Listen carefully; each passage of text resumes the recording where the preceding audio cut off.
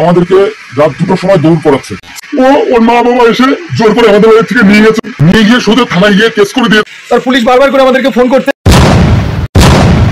Hello guys, তোমাদের সকলকে স্বাগত জানাচ্ছি সঞ্জয় সাটের নতুন আরেকটা ভিডিওতে। আশা করছি তোমরা সকলে ভালো আছো, সুস্থ আছো, তোমাদের পরিবারও খুব ভালো আছে, সুস্থ আছে। হ্যাঁ, ভগবানের কাছে সবসময় প্রার্থনা করি যেন তোমরা তোমাদের পরিবারের সকলে খুব ভালো থাকো, সুস্থ থাকো।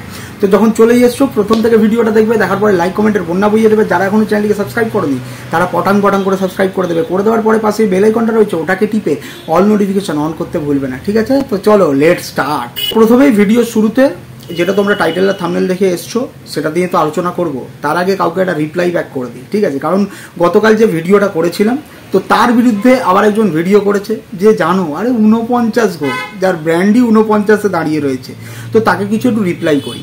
তো গতকাল আমি যে ভিডিওটা করেছিলাম, তোমরা কি সেই ভিডিওতে কোথাও দেখেছিলে যে আমি কাউকে কালো মেল পাঠিয়েছি? আমি শুধু সত্যিটাকে তুলে ধরেছি যে তার কথোপকথন যেটা সেটা আমি আমার নিজের মুখে বলে ভাষায় প্রকাশ করে জানিয়েছি যে এই কথাবার্তাগুলো হয়েছে, এর মানে কি। তো সেটাকে বলতে বসেছে আমি তাকে কোনো রকম কালো মেল করেছি। কালকে আমার মুখ থেকে কোনো বাজে জিনিস শুনেছো, কোনো বাজে কথা শুনেছো, কোনো বাজে ধরনের কোনো মন্তব্য করেছি শুনেছো। আমি সত্যিটা দর্শকের সামনে তুলে ধরেছি যে এই ব্যাপার, এই কেস।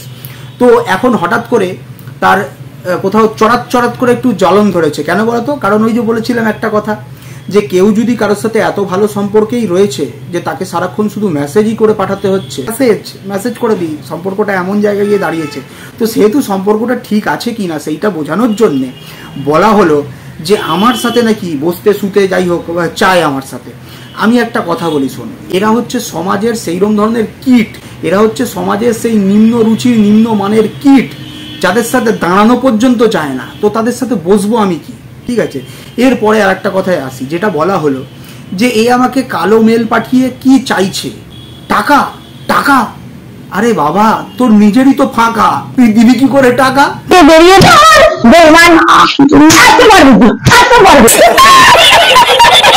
লোকের কাছে 49 হাউতাস করে হাত পেতে ভিক মাঙে, যার ঘরে এত ব্র্যান্ডেড জিনিস রয়েছে থাকার পরেও লোকের কাছে ভিক মাংতে হয় 49, তো সে আবার অন্যকে দেবে টাকা? তোর সবই ফাঁকা।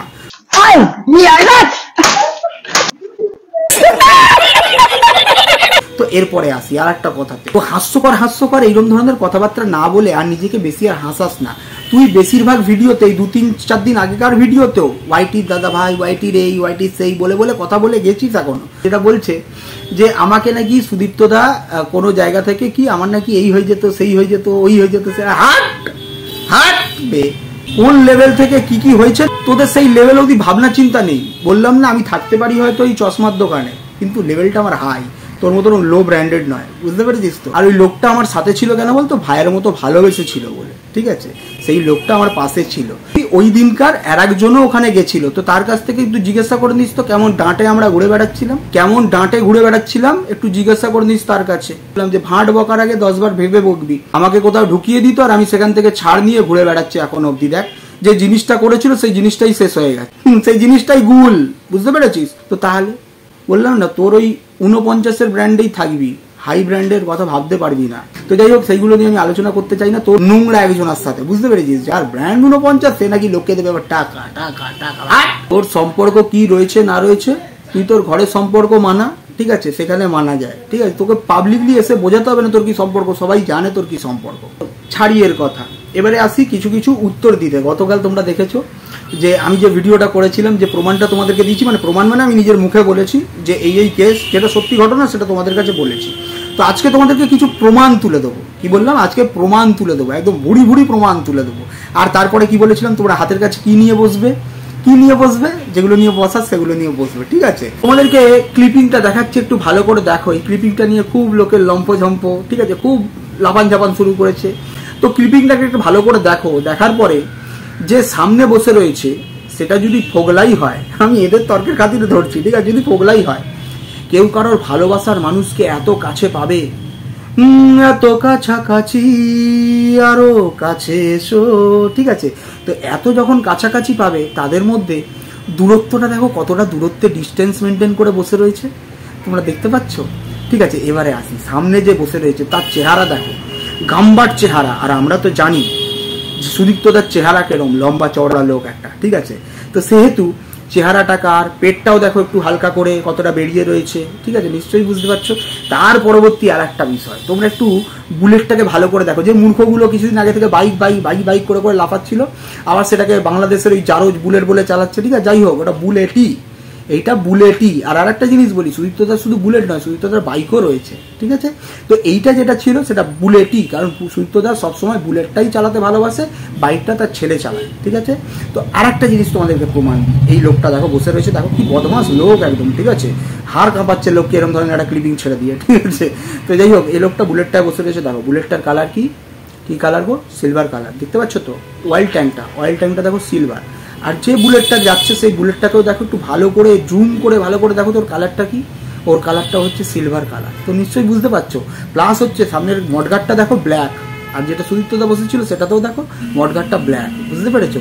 তো এর থেকে বেশি কিছু বলবো না, এরা এরকম ছুটকো ছাটকা মালগুলো এরকম ছুটকো ছাটকা জিনিস নিয়েই করবে, কথাবার্তা বলবে, এর থেকে বড় কিছু বলার এদের ক্ষমতাই নেই, বুঝতে পেরেছো। আর একটা জিনিসও তোমাদের ধরাই, কেউ কারোর ভালোবাসার মানুষের কাছে, মানে এদের কথায় কারোর ভালোবাসার মানুষ, ঠিক আছে, তার কাছাকাছি বসবে অথচ তার কাঁধে হাত রাখবে না। এখানে তো অনেকেই রয়েছে যারা অপরিচিত ব্যক্তির কোলে পর্যন্ত উঠে যায়, ঠিক আছে। তো যাই হোক, একে দেখো পরিচিত ব্যক্তির সাথে বসেছে, কিন্তু হাতটা রেখেছে কিরকম, এরকম সামনের দিকে দেখো ঢুকিয়ে রেখেছে, বুঝতে পেরেছো।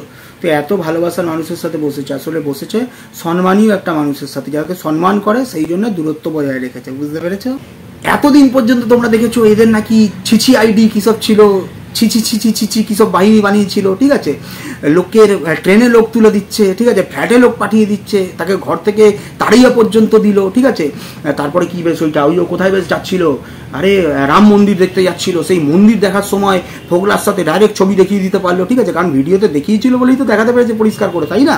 তো এবারে বলি, এদের এই ভাটের গল্পতে তোমরা একদম যাবে না, এদেরকে বলো প্রমাণ দিতে, সোজা পরিষ্কার ছবি দিতে। এদের এত বাহিনী রয়েছে, এত চারিদিকে, তো তাদের ছবি কোথায়, তার সাথে একদম ডাইরেক্ট ছবি দিয়ে দেখাক আমাদেরকে, যে দেখো এখনো পর্যন্ত এরা একসাথে ঘোরাফেরা করছে, একসাথে রয়েছে। তো প্রমাণ ছাড়া ভাটের গল্প এদেরকে দিতে বারণ করবে, উইথ প্রমাণ এদেরকে এসে বকতে বলবে, নাহলে এমন গল্প শোনাবো, এমন গল্প শোনাবো, কানের কাছে মাছি পুরো ভনভন করবে, মানে পৌঁছে যাবে, বুঝতে পেরেছো তো। আরেকটা জিনিসে আসি, অনেকের প্রশ্ন রয়েছে যে সুদীপ্তদার শরীর খারাপ, তো সুদীপ্তদা কি করে এলো। আরে মানুষ ও কি করে এলো, মানে কাজকর্মে ফিরবে না নাকি, কাজকর্মে ফিরবে না। উনি কিছুদিন আগে অসুস্থ হয়ে পড়েছিলেন, ঠিক আছে, উনি শিলচরে গেছিলেন, শিলচরে গিয়ে অসুস্থ বোধ করেন, করার পরে হসপিটালাইজড হন, হসপিটালে ভর্তি হন। আর উনি শুধু একাই যান না, ওখানে ওনার সংগঠনের যারা রয়েছে ছেলেপুলেরা লোকজনরা, তারা সবাই ওখানে থাকে, মানে কিছু লোকজন তারাও ছিল, ঠিক আছে। তো উনি হসপিটালাইজড হন। আর যেটা তোমাদের কাছে বারবার ছড়ানো হচ্ছে আইসিইউ, একদম ফেক গল্প তোমাদের কাছে রটনা হচ্ছে, বুঝতে পেরেছো। নর্মাল বেডে উনি ছিলেন, নর্মাল বেডে, সাময়িক অসুস্থতা দেখা দিয়েছিল, তার কারণে উনি নর্মাল বেডে ছিলেন। ওনার হার্ট রেট, ওনার পালস রেট দেখার জন্য তোমরা জানো, ভালো হসপিটালে ভর্তি হলে তো মাথার কাছে তোমরা দেখেছো ওই বোর্ডগুলো রাখা থাকে, মেশিন যন্ত্রপাতিগুলো, যাতে ওই পালস রেট, হার্ট রেট সব দেখা যায়, নিশ্চয়ই তোমরা বুঝতে পেরেছো। ট্যাকটুকে সোজা হয়ে গেল, মানে টপকে গেল, ঠিক আছে। তো উনি ওখানে ভর্তি ছিলেন। এবারে কত ধরনের শয়তানগুলো থাকে ভাবো, একখানা শয়তানের ঘরের লোকরা ওখানে ভর্তি ছিল, একটা শয়তানের, যে শয়তানটা হচ্ছে এই বেচুর গ্যাংয়ের দিকের লোকরা, ঠিক আছে। তো সেখানে ভর্তি ছিল। এবারে তাকে দেখতে পেয়ে তার কাছে যায়, সে এত অসুস্থ, আইসিইউতে পড়ে রয়েছে, ঠিক আছে। সেই ব্যক্তিটি তার কাছে গিয়ে আইসিইউতে জিজ্ঞাসা করছে, দাদা আপনি ওই যে ওর সেই অ্যাডভাইজার না, আপনি ওর অ্যাডভাইজার না, আপনাকে দেখেছি, ঠিক আছে। উনি সত্যি কথাই বলেন, হ্যাঁ দেখেছেন হয়তো, ঠিক আছে। তো ব্যাস, সেটাকে নিয়ে সেই রটিয়ে ফটিয়ে দিল, আইসিইউতে ভর্তি, আইসিইউ থেকে জিজ্ঞাসাবাদ করেছিল যে আপনি এখানে ভর্তি রয়েছেন, আপনার কি হয়েছে, হ্যাঁ আপনি তো টপকে যেতেন, ঠিক আছে। তো এরকম ধরনের কথাবার্তা। তো তারপরে গত দুদিনের মধ্যেই উনি ছুটি নেন, ছুটি নিয়ে সঙ্গে সঙ্গে কলকাতায় চলে আসেন, যে বলে এবারে কলকাতায় চিকিৎসা করাবো, কলকাতায় দেখাবো, ঠিক আছে। হার্টের যদি কোনো সমস্যা থাকে তো কলকাতায় সেটা দেখিয়ে বুঝতে পারবো যে আমার কোনো সমস্যা আছে কিনা। তো তারপরে কি সে হাত ঠুটো জগন্নাথ হয়ে ঘরে বসে থাকবে, সে কাজে বেরোবে না, তার একটা স্কুল রয়েছে, তো সেই স্কুলে দেখাশোনা করতে যাবে না, কাজবাজ কে করবে তারা, ছোট লোকগুলো, ইতর অভদ্র। এবারে তোমাদেরকে একটা ক্লিপিং দেখাবো, তার আগে একটা কমেন্ট তোমাদেরকে পড়ে শোনাচ্ছি। সেই কমেন্টটা কোথাও একটা কোনো ক্রিয়েটারের কমেন্ট বক্সে পড়েছে, খুব বোদ্ধা কমেন্টের একটা কমেন্ট পড়েছে, মানে খুব বুদ্ধিমান, তার খুব বিবেচনা রয়েছে, খুব বোঝে শোনে, ঠিক আছে। তো সেরকম একটা কমেন্ট পড়েছে, তো সেই কমেন্টটা তোমাদেরকে পড়ে শোনাচ্ছি।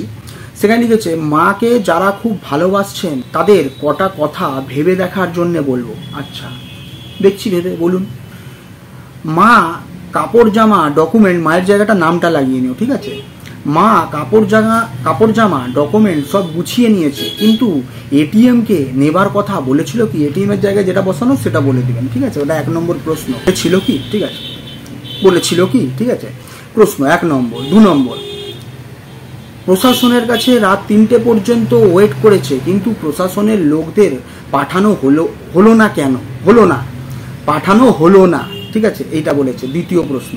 তৃতীয় প্রশ্ন, ঠিক আছে, মা বাড়ি থেকে বেরিয়ে আসতে বাধ্য হয়েছে, কিন্তু ও কেন সেই ছেলেটিকে প্রশ্রয় দিল? কোন ছেলেটিকে বলছে সেটা বুঝলাম না, মানে তার যে ছেলেটির কথা বলা হচ্ছে সেই ছেলেটি, নাকি বেচুর কথা বলা হচ্ছে, ঠিক আছে, প্রকাশ করতে পারলো না সেটা। এবার যদি বলা হয় যে বেচু, তাহলে বেচুর জন্য যদি ধরি তাহলে বলবো যে এরকম অনেক নারীরা শক্তিশালী, নারীরা সব থেকে শক্তিশালী। নারীরা সবসময় নিজেদের মধ্যে ভাবনা চিন্তা রাখে যে সংসারটা আমি লাস্ট অব্দি টিকিয়ে রাখবো, যখন পারবো না তখনই বেরিয়ে যাব। সেই রাত্রের যে কলগুলো আপনাদের কাছে বেরিয়েছে সেখানে দেখেছেন বেচু অকথ্য ভাষায় গালিগালাজ করছে, সেখানে পর্যন্ত মাটা মাথা ঠান্ডা করে বারবার বলে গেছে যে আমি কথা বলবো, তুমি শান্ত হও, এগুলো নিয়ে বেশি কিছু করো না। সেখানে শান্তভাবে সবকিছু বোঝাচ্ছে, কিন্তু বেচু খোঁচাচ্ছে, মারছে, তাকে গালিগালাজ করছে। আপনারা সবাই সেই সময় সেই রেকর্ডিংগুলো শুনেছিলেন, মনে আছে তো? তো তখন সে কি করবে? যখন দেখবে প্রাণের কোনো প্রাণ সংশয়ের ব্যাপার রয়েছে, তখন থেকে সে সেখান থেকে সে বেরাবার চেষ্টা করবে না, তো বেরিয়ে যাওয়ার চেষ্টা করেছে। এরপরে আসি, সংসারে অশান্তি সব জায়গায় হয়। হ্যাঁ, হয়, সেই সব সংসারে হয় যারা অশান্তি করেই বেড়ায়, ঠিক আছে? সবসময় অশান্তি উল্টো দিক থেকে হয় না, একদিক থেকে হয় না। 2 হাত থেকে তালি পড়লে তবেই অশান্তিটা হয়। একজন যদি কিছু বলে, একজন যদি চুপ থাকে, তাহলে সব ঠিক থাকে। আর যদি দুজনেই চুপচাপ থাকে, দুজনেই ভালোভাবে ভালোবেসে থাকে, তাহলে সব ঠিক থাকে, ঠিক আছে? অশান্তি সেই সব জায়গায় হয় না। এরা আসলে দেখে অভ্যস্ত তো এরকম জিনিস। তো যাই হোক, এবারে আসি, তারপরের লাইনগুলো তোমরা একটু ভালো করে শোনো। অনেক মেয়েকে তার বাবা মায়ের সাথে যোগাযোগ রাখতে বাধা দেওয়া হয়। হ্যাঁ, এই বেচু টাইপের লোকরাই করে, যারা নিজের মেয়েকে পর্যন্ত ঠিক করে সম্মান দিতে পারেনি, 2.5 বছর বয়সে ঘর থেকে তাড়িয়ে দিয়েছে, তো তারাই অন্য মেয়েকে বলে যে বাবা মার সাথে সম্পর্ক রাখবে না, ঠিক আছে? মেয়েরাই মেয়েদের শত্রু বেশিরভাগ টাইমে হয়, ঠিক আছে? যে পরিবার বা যে পুরুষ কোনো মেয়েকে বিবাহের পরে, মানে বিয়ের পরে তার বাপের বাড়ির সাথে সম্পর্ক রাখতে মানা করে, তারা হচ্ছে নোংরা নিম্ন রুচির পরিবার। আর তার থেকে বড় হচ্ছে সে কাপুরুষ। কেন বলছি? কারণ একটা মেয়েকে, শুধু মেয়েকে নয়, একটা সন্তানকে তাকে সব থেকে বেশি ভালোবাসে তার মা আর বাবা। বাবা মায়ের থেকে বেশি কেউ কাউকে কোনোদিন ভালোবাসতে পারে না। সেটা একটা প্রেমিকও পারে না, সেটা একটা প্রেমিকাও পারে না, সেটা একটা হাজব্যান্ডও পারে না, সেটা একটা ওয়াইফও পারে না। বাবা মা সব থেকে বেশি ভালোবাসে তাদের সন্তানকে। এবারে আসি, আবার তার পরের লাইনটা শোনো, এটা আরো মারাত্মক লাইন লিখেছে, খুব বোদ্ধা কমেন্টিয়েটার, ঠিক আছে, কমেন্ট করেছে, লিখেছে, আর গায়ে হাত তো লিখেছে, আমি বুঝলাম এটা তোলার, ঠিক আছে? শ্বশুর বাড়ির অধিকার। ভাবো এরা, ভাবো, অসাধারণ, হাততালি দাও তোমরা, যে গায়ে হাত তোলা নাকি বৌমার শ্বশুর বাড়ির অধিকার। অসাধারণ বোদ্ধা এগুলো, মানে কোত্থেকেই বোদ্ধাগুলো যুদ্ধ করতে এসছে ভগবান জানে। অসাধারণ ব্যাপার, কি মেন্টালিটি সেটা বুঝেছি। এরপরে আসি, এটিএম কার্ডকে নেওয়ার জন্য মায়ের কি ভূমিকা ছিল? কিন্তু বিভিন্ন জায়গায় ছেলেটির সাথে ঘুরে বেরিয়েছে। ওর চ্যানেলে যখন স্ট্রাইক পড়লো, তখন ওর এটিএম নেওয়ার কথা মনে পড়লো। যারা সাপোর্ট করছে ভেবে দেখুন। খুব ভাবলাম, এবার আমি ভাববো না, এবার আমি দেখাবো, ঠিক আছে? এবার আমি দেখাবো একটা ভয়েস তোমাদেরকে শোনাচ্ছি, একটু শোনো। তোমার নিশ্চয়ই মনে আছে সেই বেচু রাত্রিবেলা পালিয়ে গিয়ে গোপন ডেরা থেকে, গোপন আস্তানা থেকে লুকিয়ে গিয়ে পুরো পরিবার সমেত, মানে একবার মাটির তলায় লুকিয়ে গিয়ে, ঠিক আছে, তো সেখান থেকে যে বাণী শুনিয়েছিল লোককে ইমোশনাল খেলার জন্য, তো সেখান থেকে ভয়েস তোমাদেরকে শোনাচ্ছি। কারণ ইনি প্রথম প্রশ্ন করেছেন যে মা কাপড় জামা ডকুমেন্ট সব গুছিয়ে নিয়ে চলে গেছিল, এটিএম কে নেওয়ার কথা বলেছিল কি? বলেছিল। বেচু কি সবকিছু প্রকাশ্যে বলেছে? আর তার থেকে বড় ব্যাপার হচ্ছে, যেখানে একটা অশান্তি ঝামেলা হচ্ছে, যেখানে যার প্রাণহানির সংশয় রয়েছে, সেখানে সবসময় সে চেষ্টা করবে যে আগে আমি বেরিয়ে যাই। Point to be noted. তোমাদেরকে আগে ভয়েসটা শোনাই, তারপরে কথাগুলো বলবো। ভয়েসটা একটু মন দিয়ে শুনে নাও। আমাদেরকে রাত 2টার সময় দৌড় পড়াচ্ছে, রাত 2টার সময় আমরা সবাই মিলে দৌড়াদৌড়ি করছি। ওর মা বাবা এসে জোর করে আমাদের বাড়ি থেকে নিয়ে গিয়ে সোজা থানায় গিয়ে কেস করে দিয়ে, আর পুলিশ বারবার করে আমাদেরকে ফোন করতে, তো বাড়ি থেকে পালিয়ে এখন ঘুরে ঘুরে বেড়াচ্ছে। শুনে নিয়েছো? এখানে কিন্তু প্রকাশ্যে বেচু বলছে যে আমরা পালিয়ে বেড়াচ্ছি। কেন পালিয়ে বেড়াচ্ছি? যদি এতই সততার প্রতীক হয়, সৎ হয়, পাড়ার লোকরা কেন সমর্থন দেয়নি? যে ঘরের এইটা খারাপ। একটা জিনিস ভাবুন, কেউ যদি কোনো ফল্ট না করে থাকে, কেউ কি এসে তার ঘেঁটি ধরে নিতে পারবে? যেখান থেকেই হোক না কেন, যত বড় জায়গা থেকেই হোক না কেন, তার ঘেঁটি ধরে নিতে পারবে? তার যখন ভয় থাকবে তখনই সেই কর্মকাণ্ডগুলো করবে, কারণ সেই রাত্রে প্রচুর মারধর করেছে সে, প্রচুর গালিগালাজ করেছে সে। আর এ কেমন ধরনের সেটা পাড়া প্রতিবেশী সকলে জানে, সকলেই বোঝে। সেই জন্য দেখবেন পাড়ার কারোর সাথে অত কিছু নেই এদের বন্ডিং, শুধু পাড়া কেন, নিজের রিলেটিভদের সাথেই কোনো কিছু নেই। তার মানে বুঝতে পারছেন যে কি ধরনের এরা মানবিকতা, মানে কিরম ধরনের মানসিকতার এরা। তো তাহলে যদি ভয়ই না থাকতো, পাড়ার লোক সাপোর্ট দিত, তাহলে তো পাড়ার লোকরা সেইটা দৌড়ে আসতো। এর আগেও বলেছি, যদি আমি কোনো কিছু না করে থাকি, আমার ওয়াইফ গিয়ে আমার বিরুদ্ধে কিছু করবে আর এসে আমাকে ঘেঁটি ধরবে, সেটা তো হতে পারে না। পাড়ার লোক তো বেরিয়ে আসবে যে ভাই এ কিছু করেনি, এ ভালো ছেলে, একে হ্যারাসমেন্ট করার চেষ্টা করছে। তখন কি কারোর কোনো ক্ষমতা হবে সেই জিনিস করার? তাহলে বেচু পালিয়ে বেড়াচ্ছিল, ঠিক আছে। Plus point to be noted, কথাটা কি বললো বারবার প্রশাসন থেকে ফোন করা হচ্ছে, ডেকে পাঠানো হচ্ছে। আর একটা জিনিস বলি, রাতে ভিতে খুব গুরুত্বপূর্ণ ম্যাটার না হলে এরকম করে কিন্তু কেউ কারোর জায়গায় গিয়ে রেড করতে পারে না, মানে প্রশাসন থেকে এরকম ডাইরেক্ট গিয়ে ঢুকে যেতে পারে না, ঠিক আছে। পয়েন্ট টু বি নোটেড, যারা আইনের সাথে রয়েছেন তারা নিশ্চয়ই জানবেন এই জিনিসগুলো। তারা সবসময় বলে ফোন করে যে এখন আসুন, আর যদি সময় না হয় সকাল সকাল তাড়াতাড়ি আসুন, টাইম দিয়ে দেয়, এর মধ্যে আসুন, বুঝতে পেরেছেন? তো তাহলে বারবার বলা হয়েছে যে তাকে আসার জন্য, সে গোপন ডেরায় পালিয়ে গেছে কাকে নিয়ে, বুঝতে পেরেছো?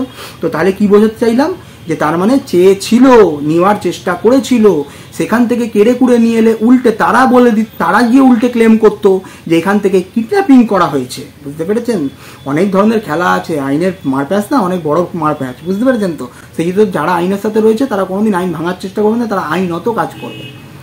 আর যে জিনিসটা যেখানে চলছে, তো সেটার জন্য একটু অপেক্ষা করুন না, বললাম তো, সেটাও দেখতে পাবেন আপনারা, সেটাও দেখতে পাবেন, সব হবে। তারপরে আসি একটা লাস্ট যে লাইনটা বলেছে, যে নেবার ভূমিকা, মানে এটিএম কার্ডকে নেওয়ার জন্য মায়ের ভূমিকা কি ছিল?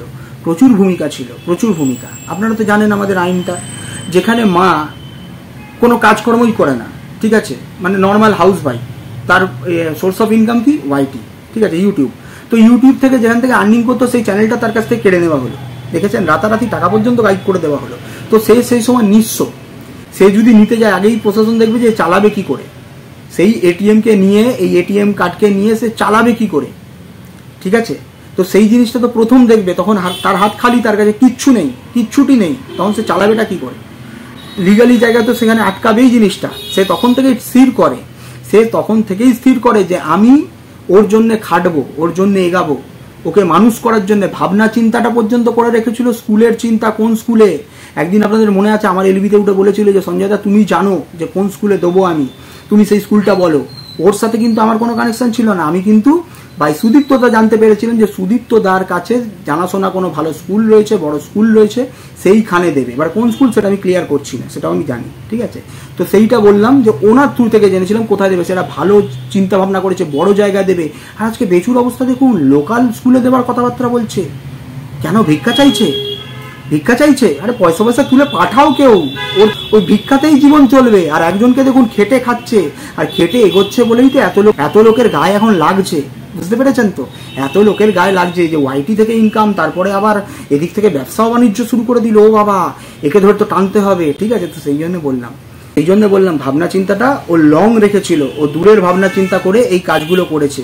ও যে ব্যবসাটাও করছে, ও জানে যে ওয়াইটিটা স্টেবল নয়, আমার যদি কোনো রকম ভাবে ব্যবসাটাকে দাঁড় করাতে পারি তাহলে সেইখান থেকেই চলবে। আজ নয় ওয়াইটিতে করছে, কোনোদিন হয়তো দোকানও খুলতে পারে, বলা তো যেতে পারে না। ওর যদি মনে করে ও এখন বাড়ি কিনবে, ও ফ্ল্যাট করবে, সব করতে পারে, কিন্তু একজনের জন্য, শুধুমাত্র একটা লোককে এগাচ্ছে বলে ও কোথাও কোনো রকম ভাবে খরচাটা করছে না, ও সেখানে ইনভেস্ট করছে না, ঠিক আছে, কিন্তু করবে, তোমরা দেখতে পাবে।